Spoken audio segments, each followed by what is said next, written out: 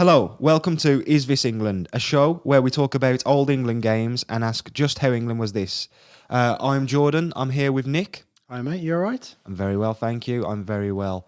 It's a little bit different today as we're not specifically deep diving an England game as such. No, it's not just a one game really, it's more of a feeling really, this isn't it? Yeah, it's a vibe, it's a whole vibe. So when we created the concept for the podcast, which makes it sound very high and high and mighty, we looked back through all these, old stats websites and just picked a long list of games.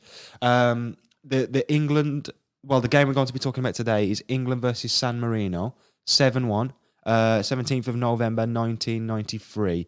But the reason we picked that was more of the context around it and the state of the England team at the time.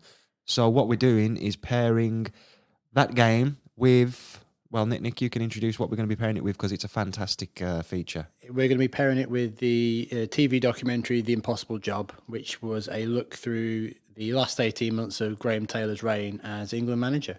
Exactly. So we both know, I mean, this is a little bit before our time, right? Yeah. I mean, I was 2. You're probably not much, I don't know how, you're a couple of years older than me, aren't you? Yeah. So I grew up obviously loving football and loving England, and the words Graham Taylor were basically a byword for a joke, failure, turnips, other sort of vegetables, that sort of thing.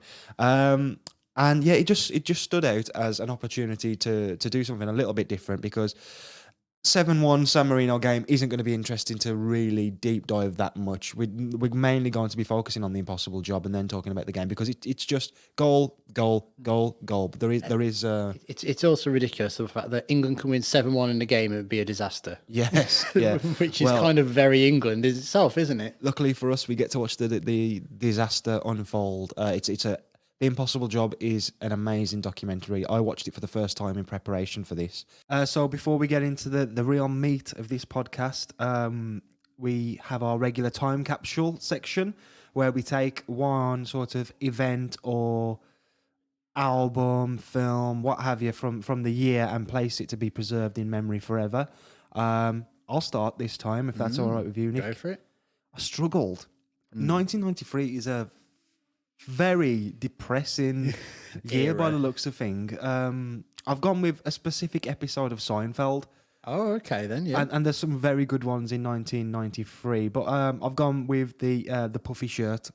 The puffy shirt. Okay, very, very good. Kind of say no more, really. That was September the 23rd, 1993, a classic written by Larry David as well, obviously. I'm just looking at the list here. A lot are obviously written by Larry David, but not many where it's just him. So, yeah. That's in there. We can watch that forever. Yeah, good stuff. Again, a very, very 90s, big puffy clothing, all that kind of stuff. So it really works too. Yeah, thank you very much. It took a while to find something for that year that was usable. What did you come up with? I came up with June the 7th, the artist Prince changes his name to a symbol. Why did you choose that? I mean, is there anything more 90s than Prince kicking off and just being an absolute genius? And again, that symbol, everybody knows what it looks like, don't you? So if you just put that, it goes, oh, that means Prince. It is actually genius when you think about it. I guess I'm so used to it being ridiculed that you don't actually see it for how smart it is. But in like music magazines, would they have actually changed? I mean, they can't have just changed it to be like, oh, instead of the word Prince, they put that symbol.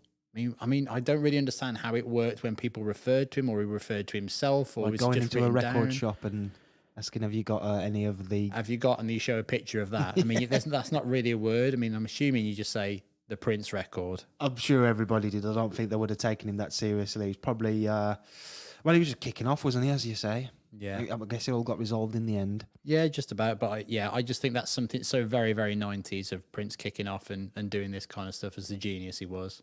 Could you imagine Prince in a puffy shirt? I think it's very Prince as well, isn't it? Thinking of that Jerry shirt, definitely under like the jacket, I could see that maybe like the little there. I could definitely see that. I think maybe they were a bit inspired, but again, maybe that is very, very 1993. So, Nick, you usually give us a little bit of insight as to the context of the English national team around the time. So the build up. What insight can you give us today? So the game we're going to be talking about, twinned with the Impossible Job, is the San Marino game, which happens on the last night of World Cup qualifying for the '94 tournament. A bit of a quick whistle stop because this is one of the great nights of World Cup qualifying football. Okay. You had Group 1, which had Italy, Portugal, and Roy Hodgson's Swiss team, all looking to try and qualify on the one night. Roy the boy. Roy the boy. And you What had new Watford manager? new Watford manager. Well, I don't know. When does this go out again? It could be gone in 2 weeks, Yeah. in reality, couldn't he? True. Italy only needed a draw at home to Portugal, and the Swiss knew that if they won against Estonia, they'd be through. So Italy beat Portugal quite late on with a goal to send themselves through. So again, 3 teams being able to qualify in one game, really. Even today's World Cup qualifying, that's quite rare, and that's in one group. So did Portugal? So did Portugal go through as well? No, it was Switzerland went through with their late goal. Got you. Well, Switzerland beat Estonia 4-0, I think it was, and then Portugal went out having lost to Italy. Go on, Roy. So yes, they went to the World Cup. England's group was Group 2, which we'll definitely come on to. A quick message on Group 4, which was 4 teams could go through on the last night. Belgium drew at home to the Republic of Czechs and Slovaks, as they were known back then. No, I've never heard of that. Yeah, so they were paused at that. So neither of those two could go through unless there was a better result somewhere else, meaning that Wales only needed a win against Romania's Golden Generation side to go through. We've discussed Golden Generation in the past. Is this the same? No, it's not the same Golden Generation. They didn't all do the hair. That was that's a bit later, isn't it? 4 years later. So it was a good Romania team around this year. It was kind of the team that kept messing England up at tournaments as well. So. I'm guessing that it doesn't end well for Wales in that situation. No, so going after half time, they were drawing 1-1. They were awarded a penalty only to miss it, and then Romania snatched a minute, 7 minutes from time. They managed to get a goal and knock Wales out. Poor Wales. Group 5 seems like it was a straightforward affair. Yeah, done and dusted with Greece and Russia already through. And then Group 6, we see France, who only needed a draw to go through against Bulgaria at home on the last day. Scores tied 1 each. Knowing Bulgaria scored, they'd actually leapfrog France into the World Cup place. Wow. Then with 18 seconds of normal time left, infamously, David Ginola took possession. Instead of going to the corner flag, he looked across the ball into Eric Cantona. Bulgaria keeper caught it. Bulgaria broke at the pitch, and they scored with 19 seconds to go, or something like ridiculous like God. that. So and it started a 19-year-long feud with Ginola and Julio, Julio's kind of blamed the entire thing on Ginola just crossing the ball. When you say a 19-year-long feud, did they resolve it? I don't think it was ever resolved, no. So it was just one of those things where, they never really got back together. And Ginola, I think he played a couple of more times for France, but never really got back into that side. And showing in the 98 World Cup where he wasn't even picked in the side when he'd been ripping it up in the English league. I know you want to talk about Group 3, so let's hear it. Yeah, Group 3. So this group had Denmark, Spain, and the Republic of Ireland, with the 3 teams who were vying to qualify on the night. Denmark only needed a draw in Spain, while the Republic travelled to Northern Ireland to play. Oh, Just crazy. I mean, I a can't lot of needle. I mean, I can't imagine that game even being allowed to be played at times. Well, especially in this era. time, This era was bang in the middle of the Troubles as well. Yeah. And it's just crazy this game took place. So Republic of Ireland knew that a win would be enough. A draw could see them through. It's quite funny because apparently on the way to the ground, Tony Cascarino asked the people around him what all the fuss was about as the Do your research, Tony. Republic of Ireland's bus was getting a bit of abuse, as we say. So in the Spain game, they had a man sent off early against Denmark, but in true Spanish fashion of the time against Denmark, they managed to get a goal quite late on to break Danish hearts. They'd done that quite a lot to them throughout the 80s, knocking them out of international tournaments and in Denmark's own golden generation, really. I mean, Spain are not they're famous underachievers at this point, definitely, yeah. So around the same time, the Republic of Ireland conceded 18 minutes to go. So Jack Charlton looked around him to make a change. Jack Charlton. I mean, the man. Oh my God! An episode we'll come on to later is the Jack Charlton show. Ireland manager. An absolute hero in Ireland. Yeah. I don't know if you've ever seen the documentary that was done on him a couple of years ago. I haven't. It is amazingly worth a watch. It's talks about obviously his time more as the Republic's manager and how Ireland kind of took him to heart, and he was kind of like the most, along with the Pope, like the most kind of like loved person in Ireland. Right. So he wants to make a change. So Republic are chasing the game. So they're chasing the game, and Tony Cascarino Jack Charlton looks around him. He sees that Cascarino is the player he wants to bring on. He thinks, right, Tony, get yourself ready. And Cascarino told Jack Charlton that he wasn't ready to come on, What? Why? as in he hadn't got all of his kit on ready yet. Yeah. So as he was like, oh, boss, I haven't got all my kit on. Apparently, Jack Charlton just turned to him and just went, fuck. Just let out this big scream of just absolute annoyance about this. But amazingly, as all this was going on, the Republic of Ireland scored to equalise anyway, sending themselves and Spain both through at this point. And it all ended happily for Jack. Yeah, that was another big day out for Jack Charlton. Even then, as you were talking through, and that was very well done, explaining a complex night of World Cup qualifying. Even then, I was thinking, and sorry, even knowing what's to come, I was thinking, oh, Ireland get to the World Cup. So how did England do in that World Cup again? Well, we'll come on to that. We'll come on to that. I don't really have much to add on the wider context of the time. So let's jump into The Impossible Job. I think before we start, I really like the title, The Impossible Job. I don't know whether it was coined through this documentary, but it kind of went on. It definitely feels like that was the England job for a long time. It's an impossible, thankless task because the cursed. Never going to win anything. For many years, they don't have the quality of players to do it, and when they do, it's never a balanced side. Yeah, the expectations always there, though. Yeah, it's always there. Insane. I look at the time I think I probably felt most in the dumps about it was after Fabio Capello, because I was like, we really have tried everything there, and I was so sure that Capello was going to do a good job. Why I thought that, I have no idea, because. Well, he was a manager that had come and won things. He'd done well everywhere he'd been. Why wouldn't he do well at England as well, with good players there? Yeah, I guess with hindsight, why did I ever think that? I was a fool. Why is this going to be any different to all the other times? Right, let's get into it then. The Impossible Job. This is on YouTube if anyone wants to watch it. It's amazing, but hopefully we can do it justice and then come back to that final night which you've just gave us all the context for, and the San Marino game at the end of that. Yeah. So it starts. This is a crazy documentary, and there's so many fun style choices throughout that we can dissect. But it starts with death music, basically, ominous tones of dread. Well, it starts with pitch black, and it's like the Undertaker's music has started or something. There's this bell chime, and immediately there's a Bill Shankly quote that comes up, which is the quote of, "Some people think football's a matter of life and death.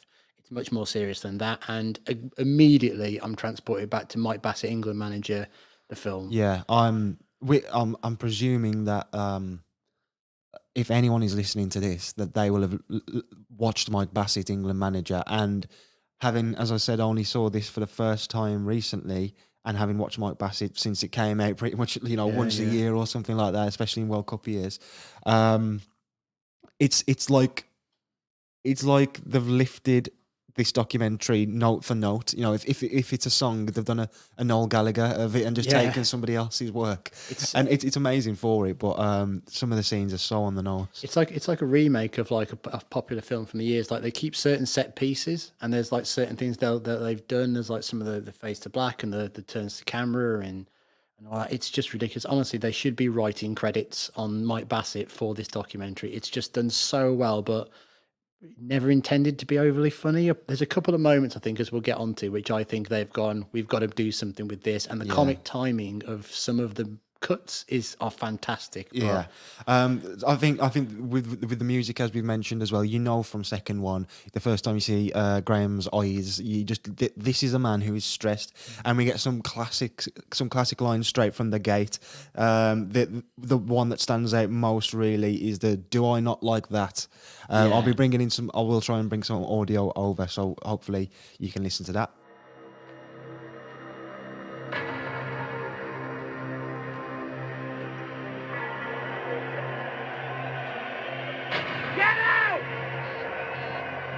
It's got to go, son. It's got to go big. It's got to go big! Carlton! We're losing the shape. Tony! Do I not like that? So go.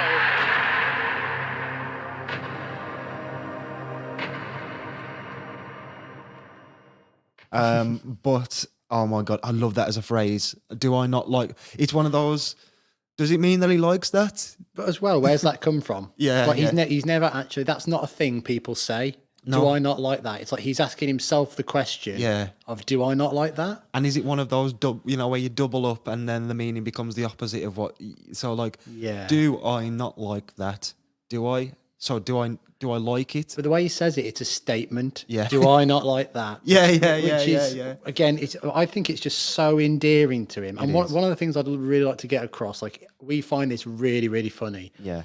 But throughout, I am just so happy of how this has kind of made me feel about Graham Taylor, just being a really decent bloke, doing the best he could in very difficult circumstances. Some of it he's made for himself. Some of it's kind of forced on him. Yeah. It's a bit all over the place. No, I'd completely agree. As I mentioned sort of a couple of minutes ago, that his name was a byword for a joke and a failure, basically, growing up. And it's a strange one because I feel like as soon as he passed away, everyone was like, okay, we should not have been like we were to him. No. We should not have abused his character and made personal, vendettas against him, because everybody had. I've never seen such a quick turnaround.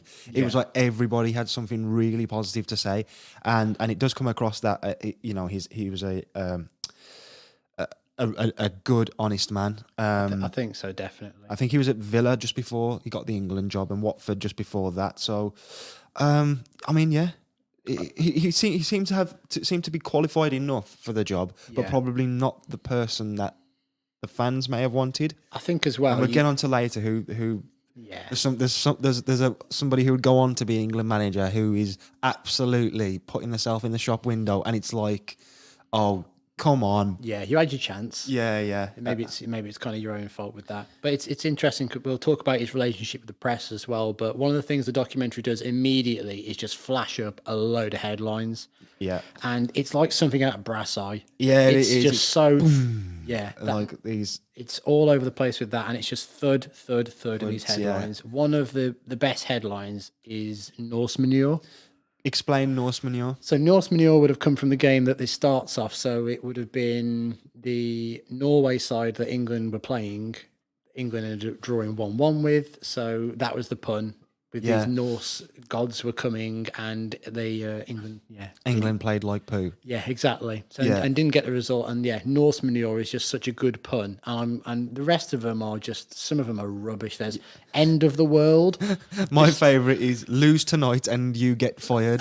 And it's like, okay. It's such a threatening headline. Yeah, and it's like, that's not creative writing, is it? That's all. That's lose tonight and you get fired. Brilliant. Just what do you do with that?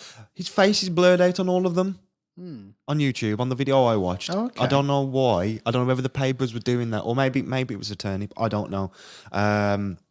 But yeah, I swear on on the version I watched, all of these headlines had his face on it, but it was always blurred out. Well, it's interesting, isn't it? Because with the turnip thing, which obviously we'll get onto. Yeah.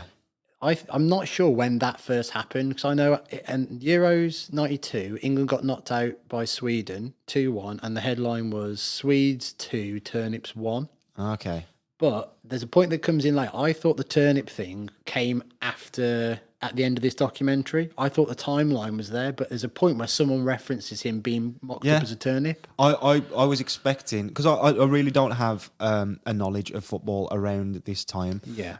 It's so close to me being born. Yeah. And so I can't have any personal experience of it. And there's no England glory to see, so I've kind of avoided it. But I was expecting turnip, that word, to be everywhere. I was expecting this to just be the turnip show. I was expecting turnip all the time. But I think it gets one mention. So after that introduction, which really does set the scene, we go to Graham in what I think they refer to as retirement.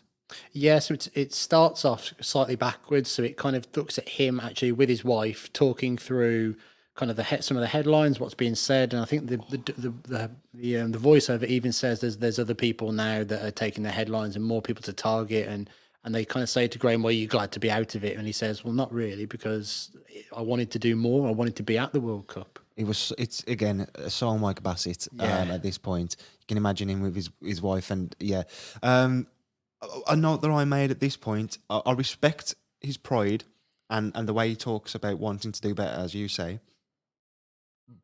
But why is he doing this documentary? Like, Yeah. who was this for?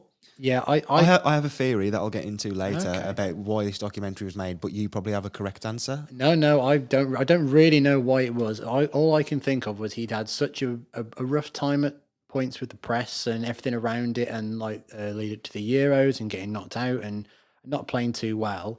I think he saw this maybe as I'll invite them in and people can see how we've done this, how we've got to the World Cup, thinking there's no way we're not going to get there. Yeah. So maybe that's it. But I like you at times and just like, why is this happening? Yeah. Whose decision was the? Well, again, I'll get to my conspiracy theory a bit later on.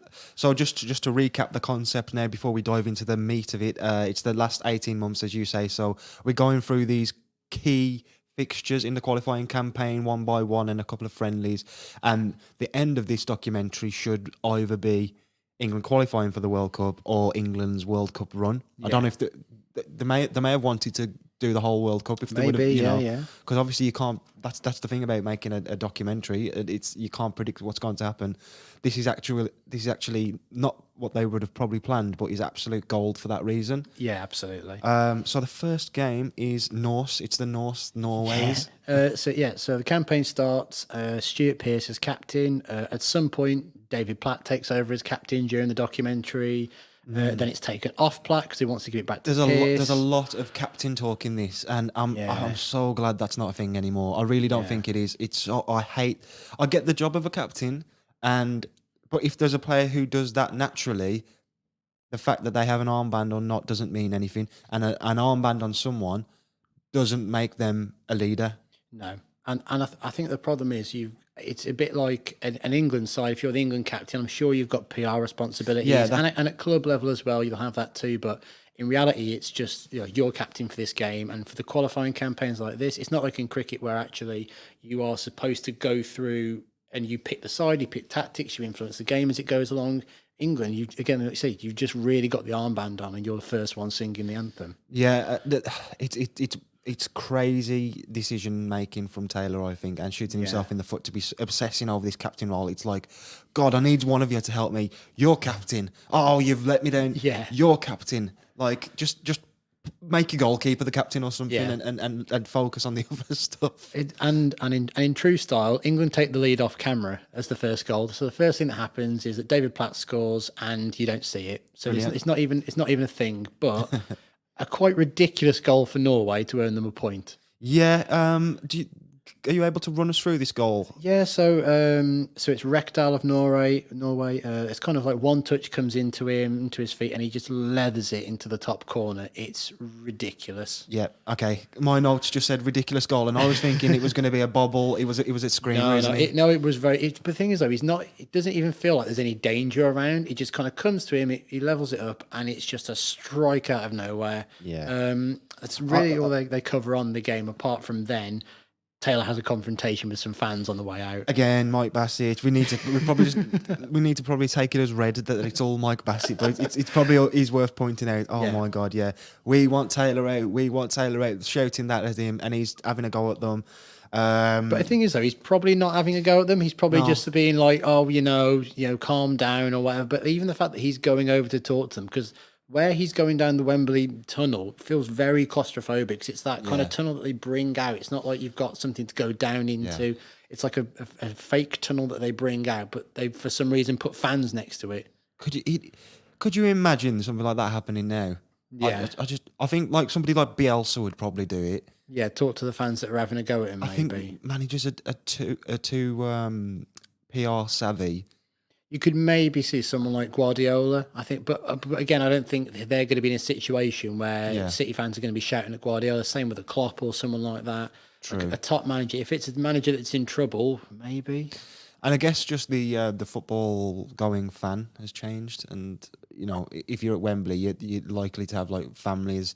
Yeah, and not just. I mean, we'll some of the people they interview pre one of the games later on.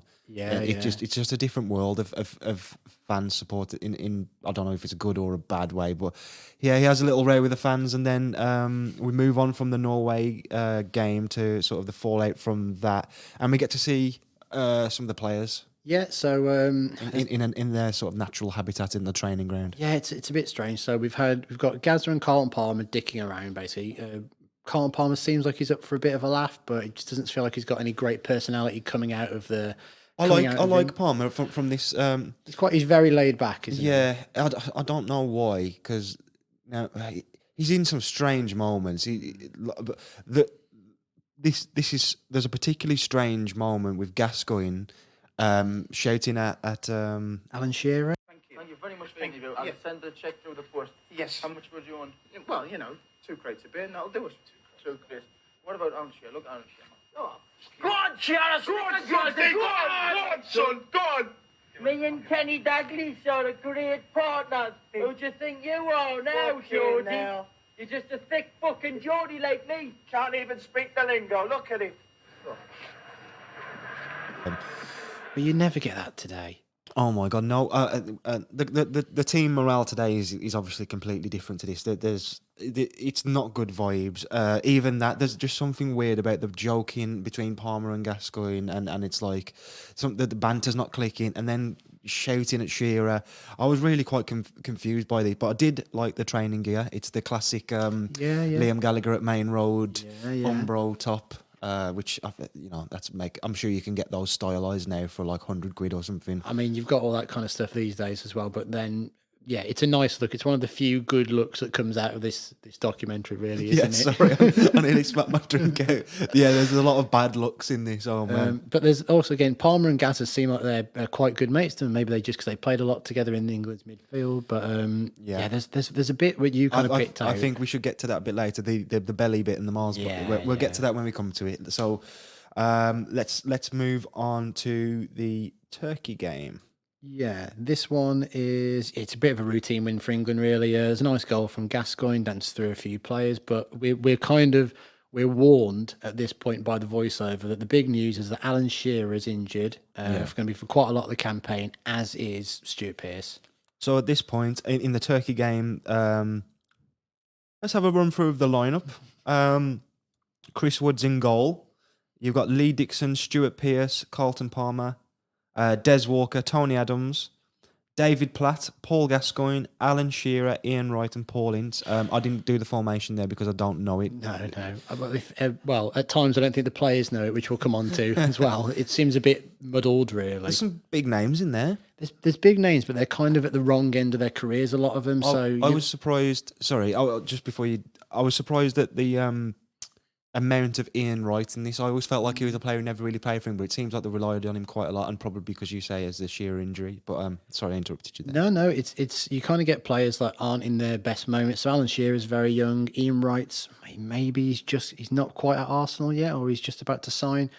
Paul Ince is probably one of the few players that is in his prime with David Platt in this era, but a Des Walker coming to the end of his reign, which comes up quite a lot actually. And Talking of bad looks, Paul Ince, we'll get to that. Oh my god. Yeah, but it's a bit of a mixed England team, but the documentary kind of breezes straight over it into the San Marino game, and this is kind of the start of this is where it goes a bit mad. This is not the 7-1 which we focus on. This is the home game. So where do England stand before it goes a bit mad? Do you know at this point? Is it looking like we should qualify? Is it like we got some big games? I think England's group for a start is very, very difficult. You have the Netherlands who are in there, who are a very good side, and Euro always have been Euro 88 winners as well, winning the only thing they've ever won. You've got Norway, who are a bit of a surprise team going into this. Poland, who's been kind of okay, but Poland and Turkey weren't kind of the bigger-ish teams they are now, but they were still quite difficult. And then England in there as well. So that's a really hard qualifying group. Yeah. So I guess going into the San Marino game, England are in with a chance, but it's going to be not a struggle. It's going to be tough. They're going to have to be at the top of the game. So San Marino comes up next. Nick, do you want to kind of? Well, actually, just before that, there is a bit of we get to see some of the preparation going into the game. Mm-hmm. You see Graham Taylor chatting with physio Fred Street. Oh yeah, the physio pops up every now and then, doesn't he? Don't you say he actually uses the term "impossible job" at some point as well? I think he says it. He may be coined. Do you think he coins it? Maybe, yeah. He does mention at some point. I don't know if it's at this stage. commenting on how difficult it is, that it is the impossible job. I feel when Taylor talks to the physio, he's a bit like dismissive of him. I think he's just a bit like, just tell me my good players are fit and don't talk to me about their injury problems. He doesn't say that, but what he does, I'll try and explain it. If you just want to start talking in a sentence, I'll show you what Taylor does. So as we go on to A lot of that, just like, come on, a lot of that. get to the point. Yeah, we get Gaza complaining about the ball. Yeah, so the San Marino game has started, and the first thing you see from the San Marino game is Gaza walking down the tunnel at halftime saying the ball's shit. The ball's shit. Yeah, so it's the ball's fault. I had to look this up. England are 2-0 up at this point. At home. I know it's San Marino, but they're 2-0 up at this point, and yeah, the players are not happy whatsoever. Taylor does say on the sidelines they'll be judged by how many goals they score, not how they play as well. I think that's quite... One thing that I noticed about this documentary is how clear the audio is on the touchline. Yeah. It's like they've managed to completely cut out the crowd sound and just get really clear conversations on the touchline, which I was surprised at. But I thought it was calm and intelligent from Taylor to observe and be able to say in that moment that no matter how well we play or what the performance is like, they only care about goals. But you must think as well that they can't be playing that well if they're only 2-0 up and the crowd are on their back. It's really quite a volatile atmosphere at Wembley. Yeah, it really is. I was shocked. I mean, what the hell? What?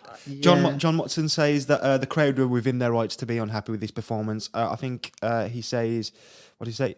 I've got a note. There's a point about John Barnes basically as well that he says he hasn't heard an England player jeered at Wembley like this for some time, but he says they're well within their rights to be acting very upset with what's going on the pitch. Yeah, he says something like, "Oh, that's it. When 51,000 people pay top prices, they're entitled to show their opinion," which comes back to the Premier League and the money coming in. I feel like it was an issue, and I think you kind of not. I mean, you are entitled to show your opinion, but like, why would you boo your team if they're 2-0 up? I think it's that you're coming into the game off the back of, I know they beat Turkey at home, but they've also still had the problems of the draw at Norway, the really disappointing Euro 92, maybe again Taylor being that form of a person of derision. So it's kind of like there's already a bad atmosphere. The documentary started and it's already going bad. I mean, they're booing John Barnes, which just seems mad to me. Well, let's get on to that because I think one of the most amazing parts of this documentary is just right at this point and centered around John Barnes, really. Yeah, so it's the first sign really of Taylor being a really decent bloke. So someone in the crowd shouts something at John Barnes. It can be picked up on the microphone and it is racist. Taylor turns around and tells him, "You're talking about another human being there, so watch your language." I just absolutely love that. Massive respect for him, and he doesn't shout and be negative at the person. No. He it's almost like educating them, you know. Yeah. Which, and in his position with the entire crowd on his back, all the press already calling him all the names under the sun, to pick up on that and go, sorry, I'll make a point here, and he's not doing it because the cameras are on him. He's just doing it. Yeah, you know. I feel sorry for John Barnes in that situation. John Barnes he should really be at his peak at this point. Well, yeah, he's 29. He's playing at Liverpool. He's won pretty much everything there is to a club level. But there's a point where Taylor's talking to Laurie McMenemy on the bench, and he says it shows the influence of newspapers these days with the Daily Mirror articles and the Sun articles. So I'm not sure what was being said about John Barnes at this time. I mean, Liverpool have been dominating English football for years. John Barnes had been Player of the Year under Taylor at Watford before he'd gone to Liverpool too. So I don't really know of this like weird period where John Barnes was unpopular. I don't think he had a big role in Italian 90, so maybe it was a bit of a player that never lived up to the England hopes after a good start. Christ, I mean, he's not the first or the last, is he? No, exactly. It seems particularly harsh. But as you say, everything's going on around him, everything's going wrong, and he still finds the time to actually calmly. And there's a point where McMenemy kind of says, "Leave it, don't talk to him," and he makes a point of going, this isn't right. Amazing, really. Just yeah. If that happened now, it would be such a huge story on social media, and it would be like everyone would talk about it. And as well, I think Southgate maybe is one of the few England managers. You could probably put Keegan in there, who would have actually done that. And that's not a slight on other England managers, but it just would have been so off their radar of this is just so important. I think Southgate's one of probably the only few that you go, if he would have heard something, because we've seen his stance on players, if they need to, they walk off the pitch if they're racially abused. I think a lot of it is, a lot of England managers have been football managers first and foremost. Yeah. Whereas Southgate, Keegan's a good example as well, and Taylor really see it as a sort of a duty. A duty, yeah, and they see that side of it. You think of people like Sven, there to win football matches and train the team. You know, Capello the same. Hodgson, maybe a little. I mean, Hodgson's a good bloke as well, isn't he? But it wouldn't. I wouldn't say that's a bad thing for them. It's not a bad thing. I don't think it's. Oh well, you know, they maybe wouldn't have said that. Maybe they would have. But Yeah. the manager, I think that maybe would have made a point about it. I think Keegan and Taylor clearly has here as well, and probably Southgate with his stance already as well. But as the game kind of moves on, yeah. there is a game going on, and England get a third on the 6th, 7th minute. David Platt scores and literally races, gets the ball, and runs back to the halfway line as England are 3-0 up here. That's usually the 1-1 or no, Even 2-1 down. 2-1 down, you score one goal. You're 2-0 down, you score a goal in 88 minutes, you run in, get the ball and run back to the halfway line. Why are they doing it at 3-0? England are 3-0 up in a qualifier. The crowd are that angry that they have not actually scared the players into like doing this. So there's an amazing part that comes up in a second. Well, let's just say though, England, this is 1993, and they're struggling to qualify. What happened at Euros 92? But 92, so it's a bit of a different format in the Euros back then. So it was 2 groups of 4, and you were put into a group, and it was the top 2 went through. I think England had France, Denmark, and Sweden, who they went out to. So Denmark ended up winning the whole thing, and England went out on 2 points basically. So then 2 years before that, really impressive on paper run at the World Cup. Yeah, so they'd managed to get all the way to the semi-final, obviously, but it's, I don't know.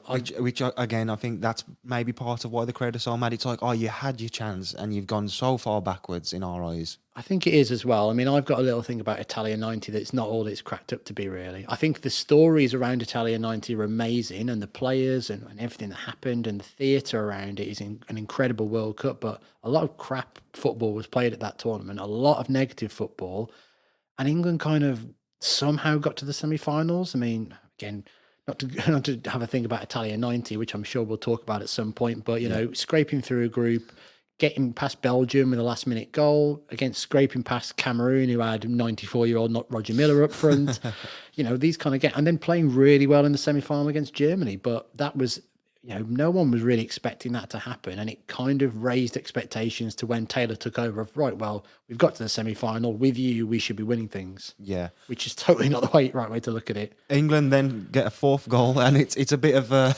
So... yeah, a funny moment. So... England go and get 4th, and it's through Carlton Palmer, and Taylor immediately turns to Paul Merson and says, what's he doing in the fucking box?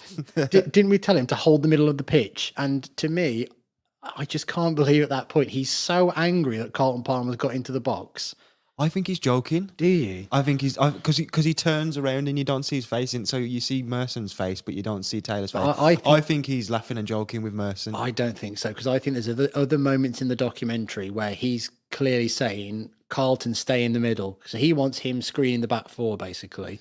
And it just seems weird to me. Look, it could be either one. That's why I wasn't sure if he's kind of the driest sense of humour you could ever have in this kind of... The delivery, it does sound like he's genuinely so angry. Funny. It sounds sincere, but I do think that he was joking. But 4-0 up by that point. I think it's quite funny that you picked up on it as being something he's genuinely angry about. It made me think that's probably something Pep or like Louis van Gaal would get annoyed with, despite a player scoring, why are you out of position? Oh yeah, definitely. That would be a Guardiola. Maybe you got 3 today, but you weren't on the left wing when we needed that one pass there. And yeah, it's funny because Paul Merson basically, he turns around and says this, and Paul Merson just starts laughing. Yeah. Just straight in his face of just like, this is such a weird thing for you to be to be picking apart, really. But I think they're laughing together. Anyway, the listener can be the judge of that. Yeah, I mean, England goes 6-0 up in the end. Les Ferdinand scores, and it's I had a look, and the goal is like in the 90th minute, and Phil Neal on the touchline is screaming at them to go back to go and get another to try and make it 7.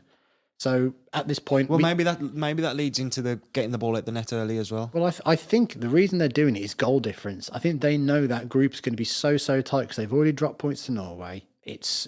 So San Marino end the group on -44. So you imagine that all the other teams have given them a whipping as well. So 6-0, all good and everything. But yeah, I think they'd be thinking how tight's this going to be. And in hindsight, the goal difference is wafer thin really for both of them. Yeah, San Marino's goal difference ended up being -44, which I love. That's me on FIFA career mode level.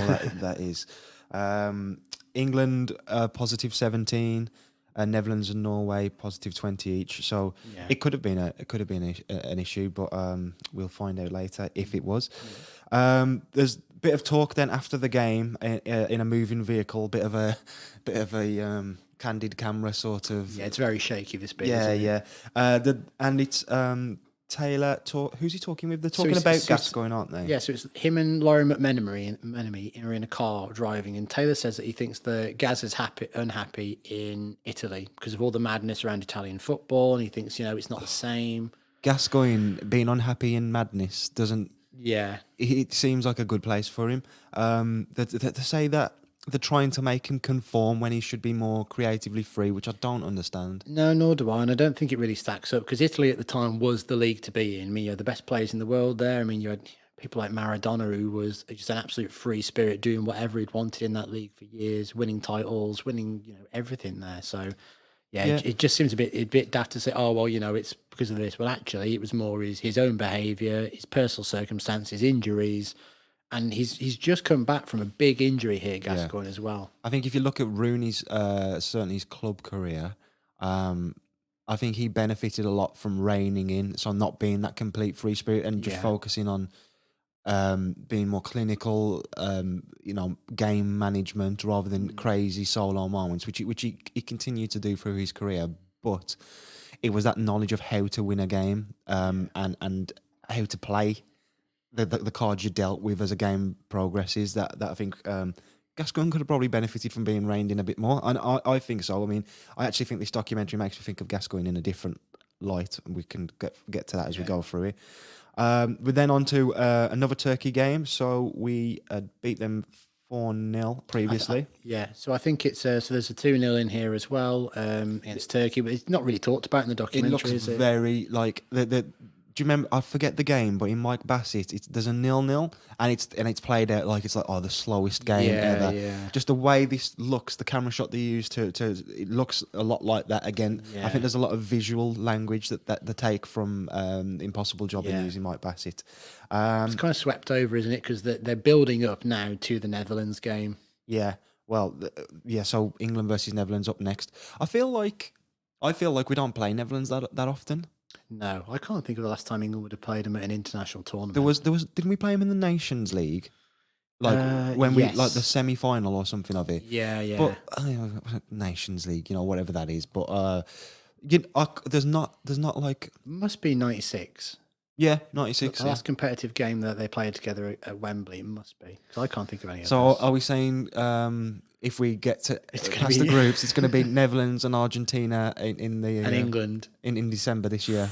Well, to be a slight sports boy, I don't think the seedings will allow for that. But well, I don't know. I kind of would like to see it, but also not because I'd like to see England do well. I'm not ready for another tournament. No. Like, I love them, but they should be 2 years apart, and this is like 18 months apart, and just that little. And it's going to be at Christmas.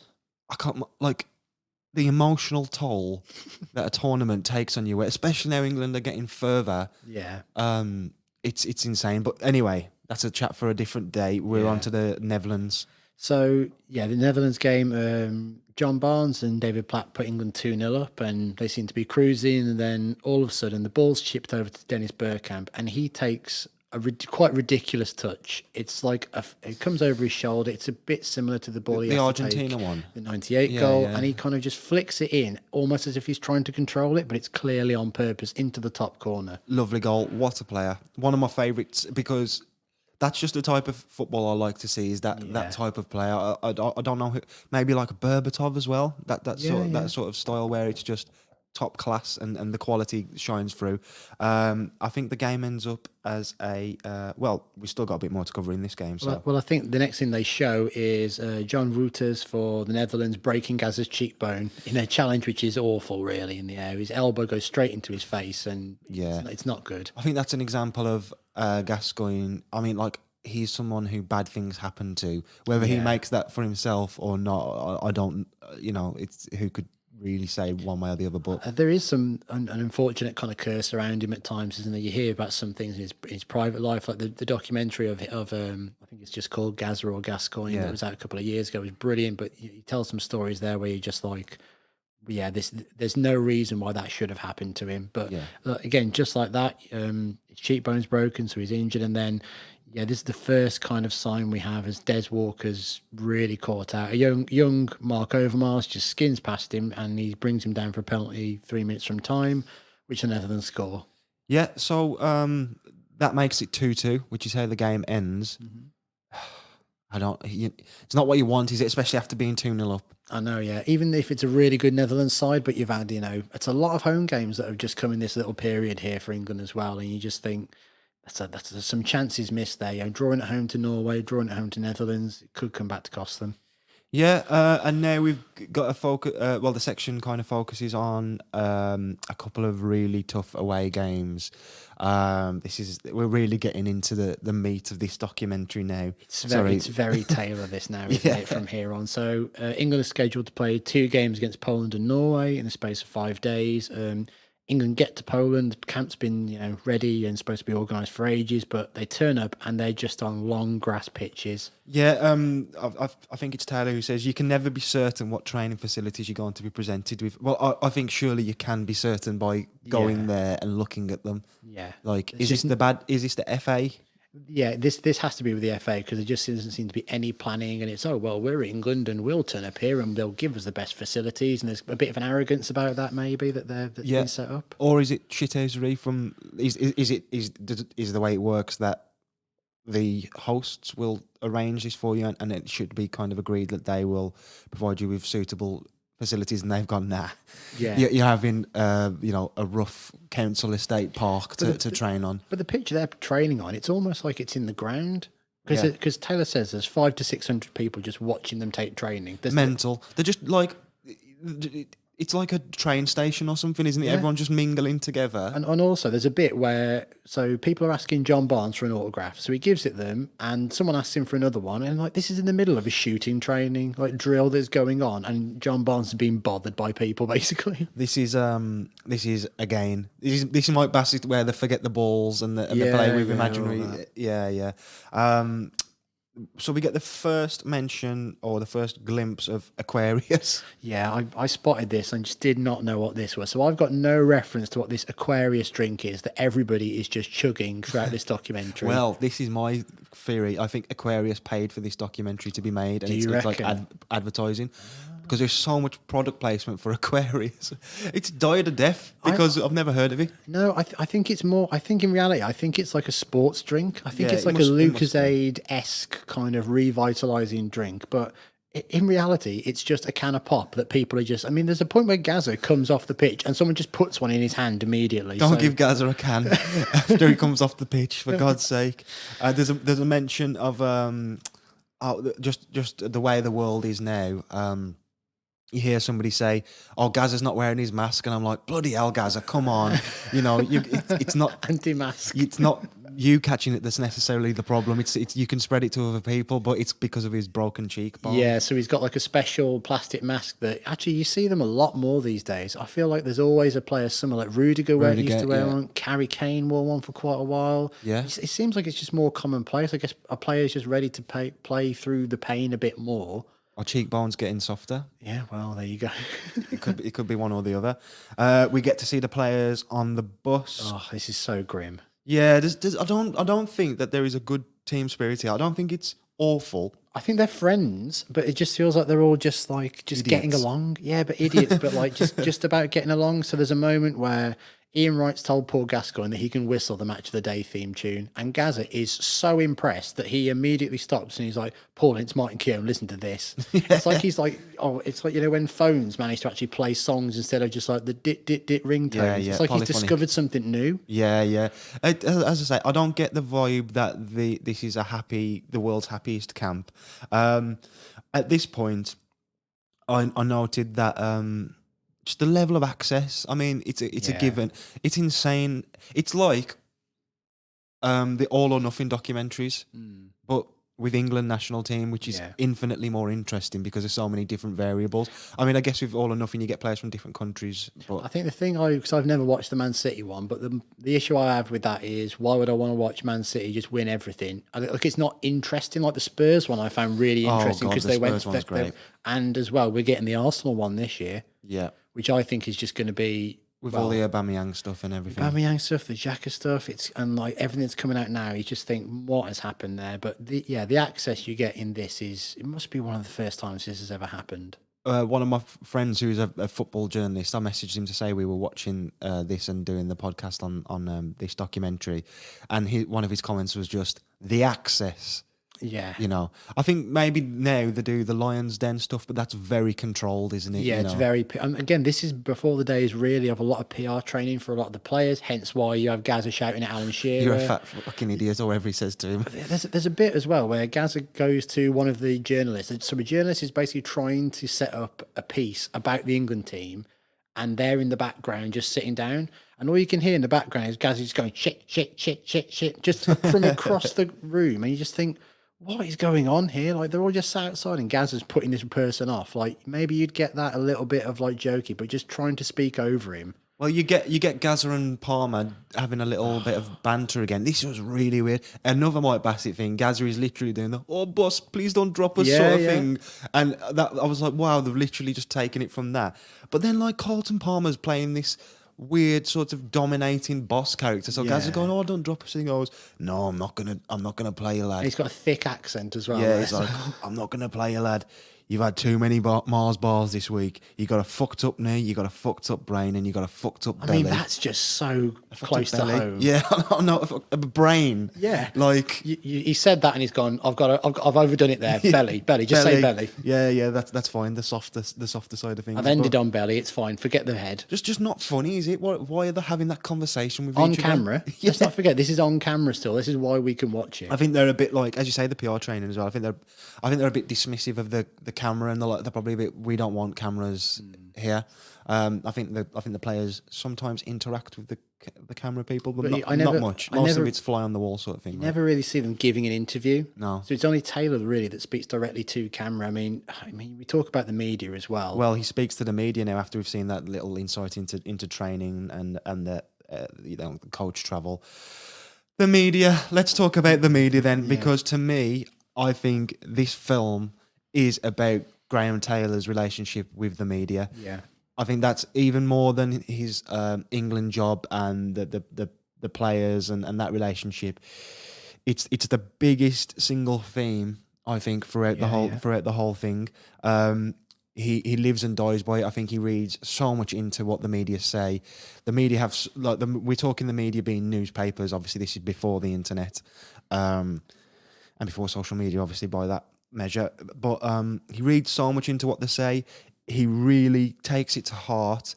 He's really like dismissive of them and knows their power, and just it's toxic for him. I think so, yeah. And he comes up with a few quotes as well. He says, if we win, we've qualified. If we lose, get Taylor. So he's got these moments where he's just really exposed. Obviously, the headlines we spoke about with John Barnes leading up to this as well. He mentions in a lot of it as well, the members of the press wanted Gaza not to play, but they wouldn't admit it. So he's kind of speaking about things he's hearing behind the scenes and how they're making the stories up. There's a bit where he says that Gaza, the media have accused him of sending Gaza to do his job to talk to the media. Like, where the hell has that come from? Yeah. I was just thinking of some of the bits that come up later anyway. But just on the media, before we kind of move on to the next topic or what have you, That power doesn't exist today in my eyes for the media. I think it's Twitter. I think it's social media, and it's actually fans. You say fans, it's mental people who tweet on Twitter who have the power, because I don't think measured opinion. There's no room for measured opinion on things like Twitter. You're either one thing or you're another. There's no centre part with it, is there? But instead of like a campaign to get Graham Taylor sacked now, it would just be he would be trending after every England game. Taylor out. It'd be after press conferences or even anything. As soon as an England game would come up, it would be Taylor out. And I think it'd be trending. I think with the whole world sort of at least pretending to care about mental health as well, I think a lot of journalists are careful not to go too personal on players now. Which is, and especially with the managers as well, with things like that. I mean, you could never imagine like the turnip stuff and all this kind of stuff around his family getting caught out. I don't mean to sound so cynical by saying pretending to, but you know, it can be used for all manner of reasons to make you look good. Unfortunately, yeah. But it wouldn't happen today. But you would see a lot worse on Twitter. Yeah. I mean, well, some of these people, the press in here as well, look like they're dressed is just awful. It looks like they just sat at home doing nothing as well. It's like the lockdown working from home thing, Yeah. but they're transported to a. Well, there's one guy who's got like, again, this is 1992, 93 period here, and it just kind of shows that decades are kind of defined by their fashion and music and like a feel and everything like that. These guys are still way in the 80s. Yeah. Because there's a guy with a perm on, these massive glasses that you'd see from like This Is England or something. He's got this turquoise kind of Umbro shirt. He looks like the lad's mom in This Is England. Yeah. And she was on the Phoenix Nights as well, Peter Kay. Yeah. But it looks exactly like that, and he's just got Umbro on. There's another journalist who's got like a blue Umbro top. Are the journalists sponsored by Umbro in this? Why don't they wear suits or something like that, or shirts? Well, there's a couple of them. There's a couple of journalists I do recognise from this period, and there's some of them wearing shirts and suits, and you think that, but there's other ones that you're just like, what are you doing here? As a former sloppy. journalist myself as well, and seeing just the scope isn't the same as you. There's nowhere near the amount of reporters and outlets for reporters that there would have been at this time. This is a packed press room. Yeah. And I'm thinking, what have you got people there from like GQ or Match magazine, and as well as the obviously the Sun, the Daily Mail, and all of those, the Guardian.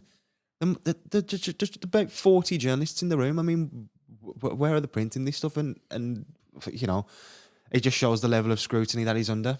Oh, definitely. And they become quite a big character in this as well. There's a couple that keep repeating and will ask questions, and he gets into confrontations with some of them as well. As I say, we'll get to the specifics, but I think the main thing about this is the angle of the press versus Graham Taylor.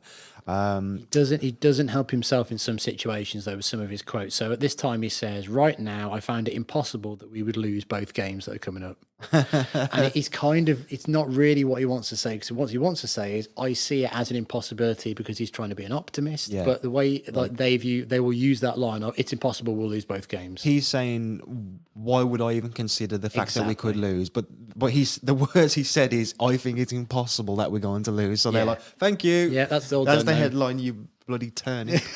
So there is a bit here as well where he's talking about set pieces, which I find really strange. Not to journalists, right? No, not to the journalists. So there's a piece where they're sat in some sort of weird lowered bus shelter. So this is just before the Poland game. So we're seeing the Yes. preparation for the Poland game.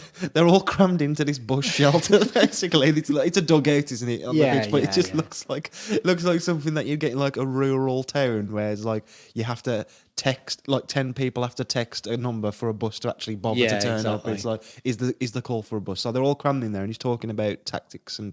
Yeah, so he's talking about set pieces, and he seems just so stuck in his ways about these. Like, he has the idea about in-swinging corners, and he said that, I saw something that says about, John Motson was saying, well, it's nice to see an in-swinging corner now. And the quote he says is, the reason we continue to deliver in-swingers is because the most productive way to score from a corner is from an in-swinging corner. Is there any proof of that?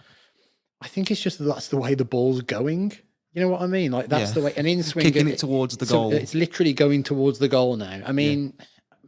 there are different ways of the way you can aim for a player, and actually it's easy to head the ball away if it's come from that area. But surely the corner and the element of training around the corner is where the players in the box are and how they're attacking the ball, not just swing it in. Yeah, exactly. He's focusing on the wrong thing. You also see the players running through some penalty drills, having a laugh. Yeah. Please, guys, take it seriously. You're England players. Don't laugh when you're taking penalties. Even in practice. Oh my God. I just can't. I was watching it and I was like, you are just laughing in our faces, aren't you? I know it doesn't end up on a penalty shootout, but it always can. That's always there. So the next thing we get caught on here is the Poland game. Immediately, Gazza's forgot his mask. Yeah, Gaz has forgot his mask, and again, COVID came to mind. Yeah, I mean, I'm presuming that he doesn't want to wear his mask. I think the thing is that he's been told he's got to wear it to cover his insurance. Yeah, you're right. Yeah. So the idea is that he has to wear it, but I don't think Taylor's mad on him wearing it because it seems like a bit of a. It may disrupt what you can see, but immediately they talk about, well, he's got to, after he broke his cheekbone, he's got to wear his mask for the insurance. The next shot you see is Gazza and Ian Wright rolling around on the floor having a fight. Yeah, that's the Gaza we all know is that, isn't it? It's the what the hell? But it's just ridiculous. So he's been told this, and immediately he doesn't care. He's just rolling around on the floor. What do you think of Gazza in this? How do you think he comes across? I think in this film he comes across as a complete knob. Yeah. Truthfully, I think he just. I don't know whether he was actually depressed, like they were saying. So personally, I think So I say complete knob. Maybe I went in a bit strong. I think personally he comes across as rude and arrogant. I think he just doesn't click with the players and seems to think that he's better than them. And I'm sure there'll be something that we'll talk about later that will completely contradict what I'm saying there. But I do remember watching this documentary and thinking, I'm not sure. Well, Gaza just doesn't seem in a good place and he doesn't seem happy. And then on the footballing side, it seems like he's too big of a. You'd be better off without him. Yeah. But at the same time, he's probably the best player, or one of the best players. But it's too much of a story. All the focus and all the attention is on Gascoigne, and it's so detrimental to everything. I think that's definitely true. I think there's a lot that goes around because you've had the big breakout time of Italia 90, and he kind of had his problems leading up to the 91 Cup final where he was just too hyped up, running around the pitch. I mean, he should have been sent off in the game, and he throws himself into a tackle, which he's got no right to win, and he ends up injuring himself for over a year. Yeah. And he's coming back from that at this point, so everyone's like, oh, Gaz is coming back, he's coming back. And it just never really happens. He has like sparks of playing well, but as you say, like it's just around the camp, he just seems like a bit of a nuisance, a bit of an unwanted force of nature around the place. And Yeah, that's a good way of looking at it just never seems to kind of settle because, like I say, whenever the camera's on him, something's happening. But it's not really kind of in a good way. A lot of the time, it's always distraction. And Taylor is constantly asked about him in every single press conference. That's the thing, then, isn't it? It's that it's the Jack Grealish hyped up to a overdrive. It's Lampard and Gerrard and Rooney and Beckham all put into one player, and it's just. Oh, what can you do if you're Graham Taylor? You're not going to drop him. I totally get why he doesn't, and probably the options weren't there to even replace him with somebody. But I think it's frustrating for Taylor, but I don't know if he could have done much else. I mean, there's a bit later on we'll probably come to, which I think that he's using certain words around Gaza is going to set him off. But really, I don't really know what else he could have done. I mean, I know it's talked a lot about, well, what if he had gone to Man United under Ferguson, but I don't think Ferguson would have been able to have done much with him. Well, that's just one of those, isn't it? Yeah, but it is. But when you think about, if he'd have played under Ferguson instead of Taylor and these idiots, then he could have controlled him. I don't think that's true at all. I think he was just who he was, and whether he'd have calmed down or if we'd have seen a different light. I mean, you look at someone like Bobby Robson, he did everything he could for Paul Gascoigne, and he probably played his best football for England under him, maybe. Venables, you may say. I do think there is some merit in just because of Ferguson and what he has done with so many different types of characters. But he was happy to kick people out who weren't around. Like when Van Nistelrooy started playing up, he got rid of him. Paul McGrath and his drinking issues. David Beckham, and he thought he got too big for his boots. He was not. Ince. Well, exactly. Yep, Paul Ince. Exactly. So I think he was happy to get rid of players, and the one he never did was Rooney. Yeah, and he wanted to so bad. There was something he did on his last game or something. He mugged him off. No, didn't like his last interview or something. He was like, "Oh well, Rooney's asked to leave anyway." Yeah, he's handing in a transfer. He said it on the pitch pretty much at Old Trafford because I think him and Phil Jones had a fight in training the previous weeks, and he said that he wanted to leave if Ferguson was going. It's like that was his post. The one last dig, as a go. So we're just entering the Poland game now. Big game, hostile atmosphere, a lot of needle. And as well, this is one of the best. Well, I don't know how intentional it is. This must be intentional in terms of comic timing. Oh, where this we is get to hear. intentional, yeah. If we just say we'll play the clip here. Once they cross that touchline, they really are on their own. What we don't want is to be caught quick break. Oh, fucking hell, we are in trouble. Fuck me. Fucking guys are falling down there. Ince is telling him there. Not strong enough on the ball. What a run that was. And now let's talk about it. So it's ridiculous, really. It's the way he says, "Oh fucking hell, we are in trouble here." Well, yeah. So what? I know, yeah. I mean, God, it's definitely on purpose because the comic timing is. I love Taylor's voice and his tone of voice, and we'll get to it later. Some of the terms of phrases that I think the way he says, "We do not want to get caught on a quick break," is definitely the way of want to create an ominous sense of dread. It's just very similar to that, and it's just it's what they say, like in Breaking Bad. The guy who wrote Breaking Bad, and I think it's called. Is it Cherkov's gun or something like that? Basically, if you see a gun in a film, you know it's going to get used. Else, why would they show it? So, like him saying that, the reason that's in is because we're going to get caught out on the break, and we do. And it's very nice goal. Well done, Poland. It's very close, but again, it's one of those things. As we get to see this, so that weirdly they show the break first, and then they show more incidents. So basically, and it's something that happens throughout this. If it could go wrong, it goes wrong in this film. 100%. So Paul Ince gets booked for a really late tackling, so that means he's out of the next game, out of the Norway game. Now, Paul Ince, probably at the peak of his powers here, really, really good footballer, and he kind of holds a lot of that England team together because without him, he hasn't got the control next to Gascoigne, he hasn't got someone to look after him and talk to him all the way through.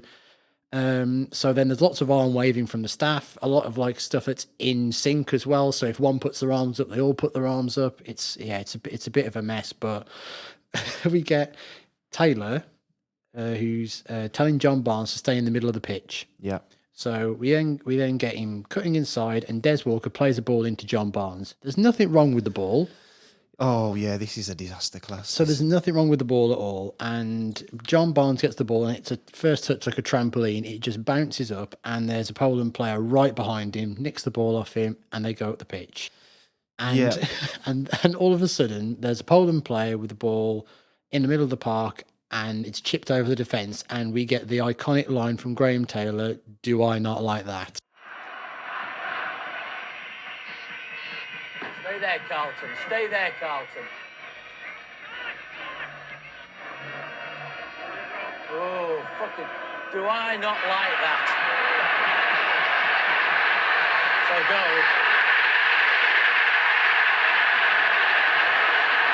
What a fucking ball. What a ball from Des to Barnes and then Barnes. What a fucking. It's our possession. I know. As if it's from our free kick. We've come square, the ball in here. Des and Barnes are going to think, hey. Fucking ball, eh? You talk to me fucking blue in the face, don't you? Yeah, and one thing I noted here, the visual, the cuts just before this, what came to mind for me was it's like watching a David Attenborough documentary because you keep getting these close-ups of Taylor's eyes and then cutting back to this the Poland player running up the pitch, and it's almost as though it's weird because it's like Taylor. If this was an Attenborough documentary, Taylor would be a lion and the Poland player would be like a deer and he's just waiting. But in fact, the opposite is happening. But do you see what I mean with the Attenborough? Yeah, it's just the cuts are fantastic because it keeps going back to Taylor, so you can keep seeing what he's saying, or do I not like that? And yeah, it's just ridiculous. So the ball goes forward, it gets chipped over, and they end up scoring from it. Yeah, I mean, so at this point, that's England 1-0 down, right? Yeah, and the thing is, though, Taylor's blaming Des Walker for this, for his ball into John Barnes. There's nothing wrong with it as well. It's just an awful first touch. Yeah, really bad. Touch of a trampoline. And Taylor's just not happy with the way England are playing at this point. So we get another Taylorism straight away. So the ball comes forward, and we get the iconic, "Can we not knock it?" We're all over the fucking shop then, aren't we? Keep for the lot. Come on, come on. Bigger, bigger. We've done that. Fucking!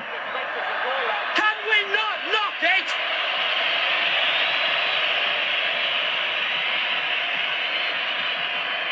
Tony! Tony!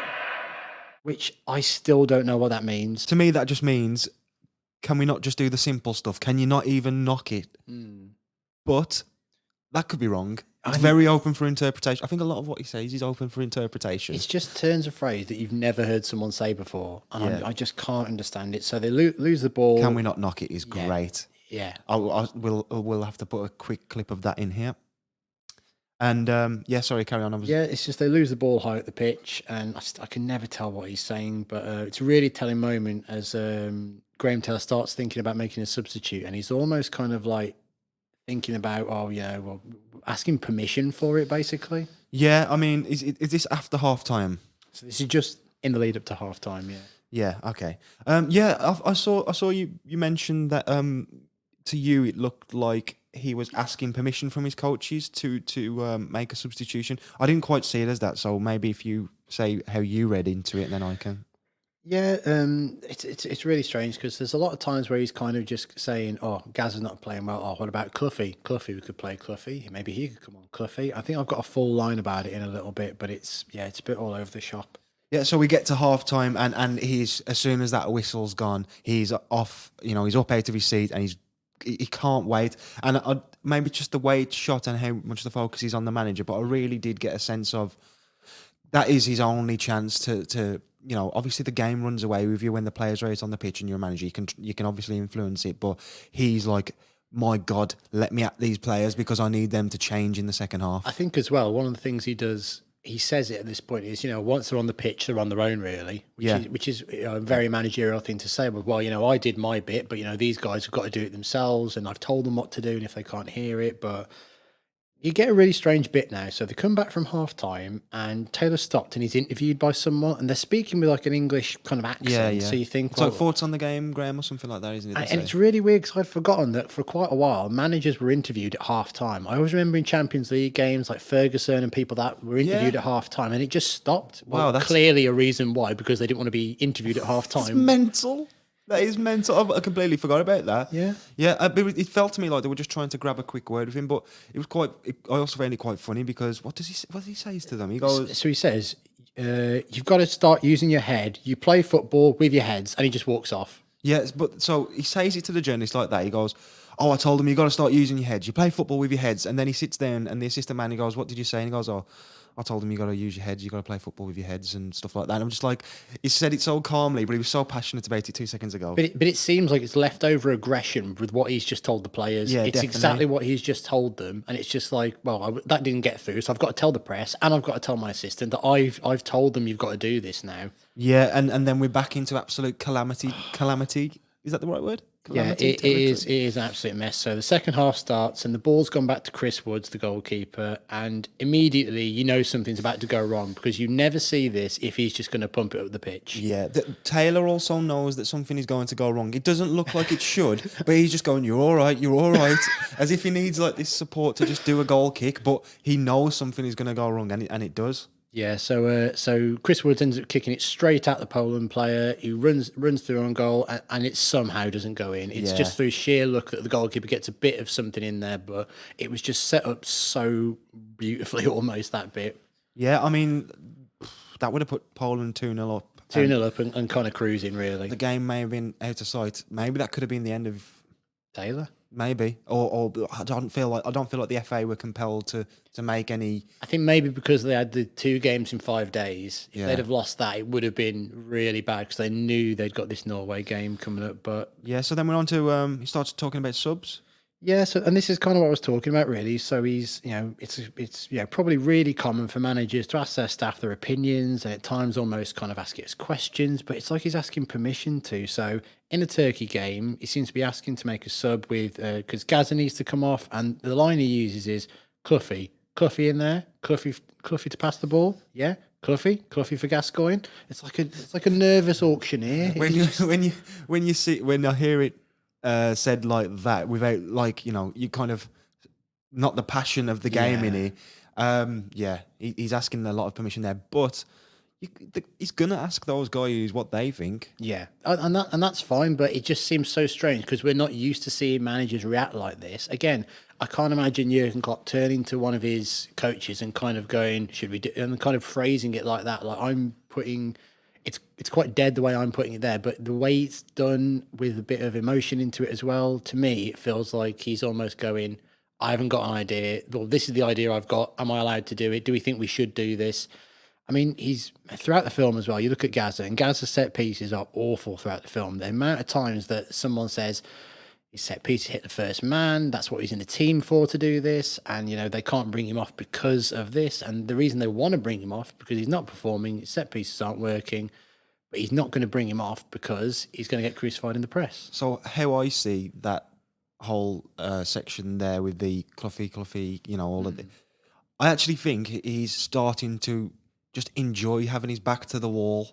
I think he's like, oh God, I think he's excited by a really difficult challenge. Yeah. Which he's got the right job. Yeah. But yeah, that I kind of took that away from it, and I think he was maybe a little bit more decisive than you give credit for. But he's not going to touch Gascoigne. And as well, he kind of does the same with Ian Wright in this game as well. So he says righty on now, and it's he says, "Oh, the game's made for righty, isn't it?" He's almost saying it like you're a fan at home, sat on the settee, going, oh, "You know what?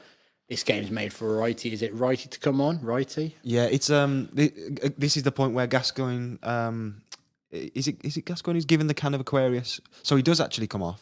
So at some point, Paul Gascoigne comes off because he's absolutely knackered. I think he needs stitches on his leg. I think the physio says, "Oh, he needs stitches," and he goes, "Oh, we'll give him 5 minutes." Yeah, he's like, then. he needs 4 stitches on his leg. Yeah, give him 5 minutes. It's like he's not going to shake off needing 4 stitches, is he? It took that level to take him off, and he's given a can of Aquarius straight away. Immediately. Do you think that Aquarius maybe is some mechanically, scientifically engineered performance reducing drink that's been like concocted by maybe the Turkish or the Dutch or our competitors in the group? Because that may be England's downfall. You've never seen the drink before or afterwards. It's just synonymous with this really bad World Cup qualifying campaign. Yeah, especially as Gazza's just immediately, he's injured, he's chugging it away. What else is going to happen here? I mean, Ian Wright does come on as well, and he'd not actually scored for England yet as well. And apparently the press had been on his back of like, why are you playing this guy who doesn't score for England? Yeah. Interesting. I mean, well, he comes on and he does, doesn't he? Yeah, he does. And it's probably the only part in the whole documentary where they get a bit of luck. Come on, quality. In and out. There's only 2 in the box. You're in, Righty. Yes!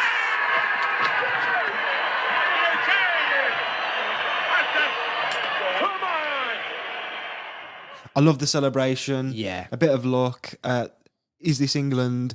That's very England because it's not a great thing. It's a drawing goal against Turkey, but it means a lot. And you at that point, I would have probably been thinking, thank God we can continue to focus on qualifying for the World Cup and let's just get out of this game what we can, Although they don't quite get out of Poland yet because they have to do a press conference afterwards, and there is one of the strangest beer sponsors I think I've ever seen. Yeah, go on, run us through the beer sponsor. So after the game, there's a press conference, and it looks like Taylor sat there with kind of like the liaison for the FA and for the journalists. It looks like the Poland managers almost sat next to him as well, and in front of them they've got sponsors, but they've got full on beers. They've got plastic cups with beers in them with a head on the foam and everything, and it's just like, what is this? Could they not have got a can of beer? Is it not just a sign they could have got? It just seems really. It looks like just Taylor's just having a beer. I know. It's like in the UFC when they put the cans of Monster out on the table. It's like, oh my God, the real hardcore guys touch them. But I think Taylor's got a separate drink, hasn't he? Well, I don't know think if he's having a beer. I know, but I don't know if that's another sponsor because it looks like a McDonald's-esque cup, doesn't it? It's Aquarius, mate. Aquarius. Testing out a new vessel for the drink. Out of the straw. But it's just one of the strangest things. I'd never seen a plastic pint in front of a manager while he's giving a press conference before, especially after like a game like this. And you just think, what is going on here? I know it's a bit of a different era and maybe they were trialing new ways of sponsoring, but it just feels like, we've come to Poland, they just put a plastic thing of beer in front of us. There's a bit after, which I don't think you've commented on, but I thought was really interesting. It's dressing room post Poland game. Graham Taylor says, I believe it's right and proper to face people eyeball to eyeball. Yeah. Basically meaning, let's all be honest with each other, work as a team and match Poland. And then he's trying to rally them up and he goes, we are looking for the win, if at all possible, in Norway. And I'm like, come on, man, if at all possible. He's not the most inspirational, is he? There's He has his moments. I but- think there's a moment coming up later, which I think I wanted to say Yeah. about, well, actually, was he a good man manager? Just from looking at this, that is one of the flattest kind of things you could say as a manager. Well, we've not lost. And he pretty much says, we need to go to Norway and not lose. Yeah, and if at all possible, get them in. I looked at the players at this point and I made the note that I don't think they like him. No. I don't think they care either. There's a bit where Ian Wright's obviously come on and he's delighted with it and he's like looking at the camera saying, "Oh, is Mum going to see this? You're right there, Mum," and all that kind of stuff. Which Well, is really nice. he's a new guy into the squad and he just scored. That's more of what you want. Yeah, but then you've got Paul Merson comes over and he starts talking to him, and there's a little bit where you can't quite make out what they're saying, but Paul Merson says something, "Oh, you should have seen him on the touchline." Yeah. And it's a bit like, it feels like they're laughing at him a little bit behind his back. I also maybe it's unconscious bias because it's like Merson Yeah. talking to Gascoigne or whatever, but they all look like they're ready to just go on the piss. Yeah, well, I think this is still the era of like the big drinking culture at Arsenal and United and all these other big clubs as well, where that was just what you did in this era before kind of it was kicked out when, later on in the 90s when Wenger came in, he kind of put a stop to a lot of that kind of stuff. Oh yeah. So we're going to leave it there for part 1. Nick, do you fancy telling the listeners what they can expect to hear next week? Yep. My favourite part of the documentary, your favourite part of the documentary, some Twin Peaks fun, and the historic conclusion, really. Shit gets crazy. Make sure you're there.